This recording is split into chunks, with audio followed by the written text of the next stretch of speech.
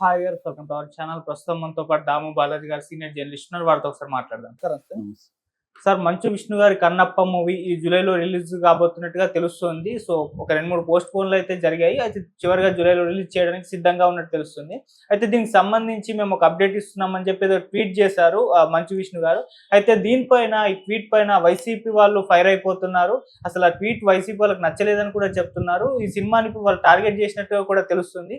అసలు మంచు విష్ణు ఏం ట్వీట్ చేశారు? దాని మీద వైసీపీ రియాక్ట్ అవ్వాల్సిన అవసరం ఏముంది? దీనికి సంబంధించి మీరేం చెప్తారు సార్? వైసీపీకి సినిమా ఇండస్ట్రీకి మధ్య వైరం అనేది ఎప్పటి నుంచో జరుగుతుంది. ఎందుకంటే వైసీపీకి యాంటీగా సినిమా ఇండస్ట్రీలో మెజారిటీ సినిమా ఇండస్ట్రీ వైసీపీకి యాంటీగా ఉంటుంది. దీనికి కారణం మనకు తెలుసు. ముందు నుంచి కూడా తెలుగుదేశానికి అండగా సినిమా ఇండస్ట్రీ ఉంటుంది. దానికి ప్రధాన కారణం కమ్మ డామినేషన్ సినిమా ఇండస్ట్రీలో ఉండడం, రామారావు కమ్మ కావడం, తర్వాత మన చంద్రబాబు కూడా సినిమా ఇండస్ట్రీకి అనుకూలంగా ఉండడం. ఎందుకంటే చంద్రబాబు తెలుగుదేశంలో చేరకముందే సినిమాటోగ్రఫీ మినిస్టర్గా ఉన్నాడు కాంగ్రెస్లో. కాబట్టి ఆ రకంగా తెలుగుదేశానికి అనుకూలంగా సినిమా ఇండస్ట్రీ ఎప్పటి నుంచో ఉంది. దాని తర్వాత పవన్ కళ్యాణ్ పాలిటిక్స్లోకి ఎంటర్ అయ్యి, చిరంజీవి ఎంటర్ అయినాక కాపు. ఎందుకంటే సినిమా ఇండస్ట్రీలో డామినెంట్గా ఉండేది నెంబర్ 1 అంటే కమ్మ, నెంబర్ 2 అంటే కాపు. రెడ్లు అనేది తక్కువగా ఉంటారు. దానికి కారణాలు ఉన్నాయి. ఎందుకంటే అది పెద్ద చరిత్ర అనుకో. సింపుల్గా చెప్పాలంటే మనకి ఇటు కాటన్ దొర అక్కడ ధవళేశ్వరం ప్రాజెక్టులు కావచ్చు, కృష్ణా బ్యారేజ్ కావచ్చు, ఇవన్నీ కట్టడం వల్ల ఏమైందంటే అప్పటి వరకు జమీందారులుగా ఉంటున్న ల్యాండ్ మీద ఆధిపత్యం ఉన్న కమ్మ సామాజిక వర్గం వాళ్ళకి ఒక్కసారిగా కమర్షియల్ క్రాప్స్ చేసే అవకాశం కలిగింది. రెండవది కార్నవాలిస్ అనేవాడు ఏం చేశాడంటే, బ్రిటిష్ మన మద్రాస్ ప్రెసిడెంట్ గవర్నర్, ఆయన ఒక ల్యాండ్ రిఫార్మ్ తీసుకొచ్చాడు. అదేంటంటే అప్పటి వరకు భూమి మీద ఏ పంట పండిస్తే ఆ పంటకి మాత్రం ట్యాక్స్ ఉండేది. ఏం తెచ్చింది ఏంటంటే భూమిని ప్రత్యేకంగా మెజర్మెంట్స్ చేసి భూమి విస్తీర్ణాన్ని ఫిక్స్ చేసి ఆ యాజమానికి భూమికి ట్యాక్స్ పెట్టాడు, పంటకు కాదు. నువ్వు ఏ పంటను వేసుకో, ఫిక్స్డ్ ట్యాక్స్. సో ఒక పక్క ఈ మార్పు రావడం, ఒక పక్క వాటర్ పుష్కలంగా దొరకడంతో కమర్షియల్ క్రాప్స్ ఇంట్రడ్యూస్ అయినాయి. ఎందుకంటే ఏ పంట అయినా ట్యాక్స్ అదే కదా, కాబట్టి కమర్షియల్ క్రాప్స్ వేయడం, వాటర్ ఉంది. సో అది ఆ రంగంలోకి ఫస్ట్ కమ్మాస్ ఎంటర్ అయ్యారు. ఆ తర్వాత ఎప్పుడైతే కమర్షియల్ క్రాప్స్ వచ్చాయో ట్రేడింగ్లోకి కూడా వాళ్ళే ఎంటర్ అయ్యాడు. దాన్ని ట్రేడ్ చేయాలంటే టౌన్స్లోకి రావాలి. టౌన్స్లో అగ్రో బేస్డ్ ఇండస్ట్రీస్, ఎరువులు ఫ్యాక్టరీలు, చెరుకు ఫ్యాక్టరీలు, ఇవన్నీ కమ్మాసే పెట్టారు.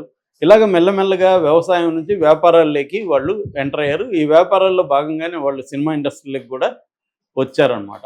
అలాగా ప్రధానంగా మనకి వ్యాపార వర్గం అనేది కమ్మ దీని నుంచి స్టార్ట్ అయింది. అందుకనే కమ్మ వాళ్ళ గురించి ఇప్పుడు కూడా 10,000 ఇస్తే మా వాళ్ళు ఇమ్మీడియట్గా దాన్ని ₹1,00,00,000 మార్చగలరు అని వాళ్ళే గొప్పలు చెప్పుకుంటుంటారు. అలాగా కమ్మ సామాజిక వర్గం వ్యాపార రంగంలోకి, సినిమా రంగంలోకి. అందుకనే మనకు బిగినింగ్లో చాలామంది ప్రొడ్యూసర్లు కమ్మ సెక్షన్ నుంచి వచ్చిన వాళ్ళే ఉన్నారు. ప్రొడ్యూసర్లు, డైరెక్టర్లు వీళ్ళందరూ.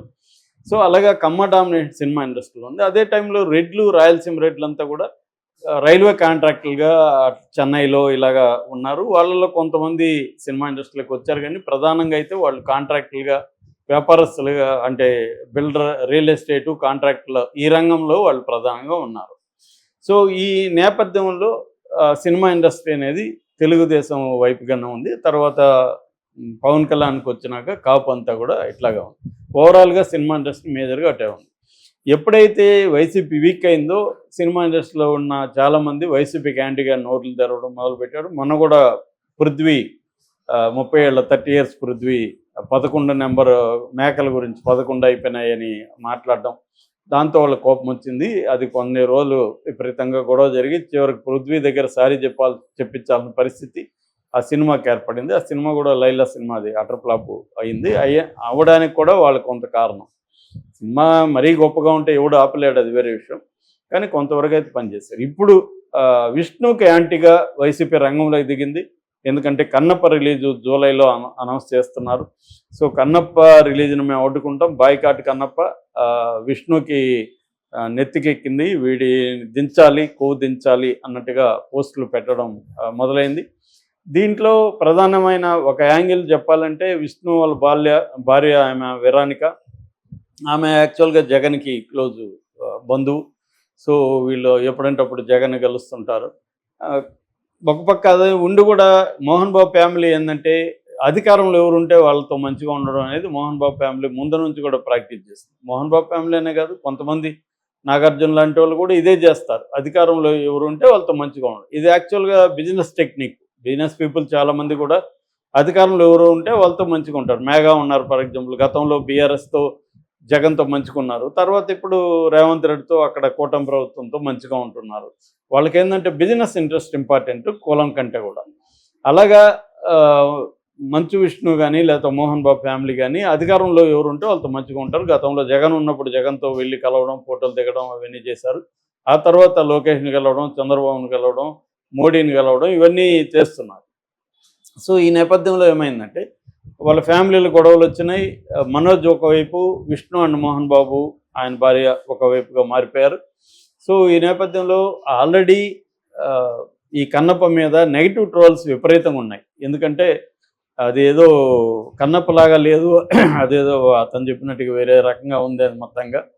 సో పైగా అంతా న్యూజిలాండ్లో షూట్ చేశారు. కన్నప్పకి న్యూజిలాండ్కి ఏమిరా సంబంధం అనేది అందరికీ ఆశ్చర్యంగా ఉంది. ఆ విజువల్స్ వచ్చినవి కూడా అదేదోగా వీడియో గేమ్ లాగా ఉంది తప్ప అది ఒక మనకి నేటివ్ సినిమా, ఒక కల్చరల్ బ్యాక్గ్రౌండ్లో ఉన్న సినిమా మన అనేది కాళహస్తి మహత్యంలో స్టార్ట్ అయిన ఆ సబ్జెక్టు. దానికి సంబంధించి ఆల్రెడీ బాబు తీసిన భక్త కన్నప్ప ఇవన్నీ ఉన్నాయి. ఇది చూస్తే ఏదో విచిత్రంగా ఉంది. ఇతను వేసే బాణాలు అవన్నీ హైటెక్గా ఉన్నాయి, ఏదో హాలీవుడ్ సినిమాలో తీసుకొచ్చి పెట్టినట్టుగా ఉన్నాయి.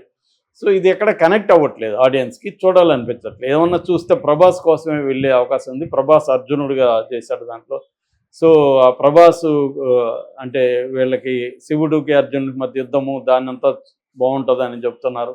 ఏమన్నా ఉంటే దానికోసం వెళ్ళే అవకాశం ఉంది తప్ప విష్ణు కోసమో లేకపోతే సినిమా కోసమో వెళ్ళాలన్న ఫీలింగ్ అయితే జనాలకి రావట్లేదు. ఈ నేపథ్యంలో ఇప్పుడు ఒక గొడవ తలనొప్పిగా మారింది విష్ణుకి. ఆల్రెడీ మనోజ్ తలనొప్పిగా మారాడు ఈ సినిమాకు కూడా. సో ఇప్పుడే గొడవ ఏంటంటే నిన్న మంచు మనోజ్ ఒక ట్వీట్ చేశాడు. అది ఏంటంటే నా మనసు నచ్చింది, నేను ఇంపార్టెంట్ అనుకుంటున్నది రేపు నేను ప్రకటిస్తాను, రేపు 11 గంటలకి ప్రకటిస్తాను, మార్నింగ్ 11 గంటలకు ప్రకటిస్తానని పెట్టాడు. మరి విష్ణు కావాలనే 11 అని పెట్టాడా లేకపోతే ఆయనకేమన్నా 11 మంచి టైం అనుకొని పెట్టాడా తెలియదు.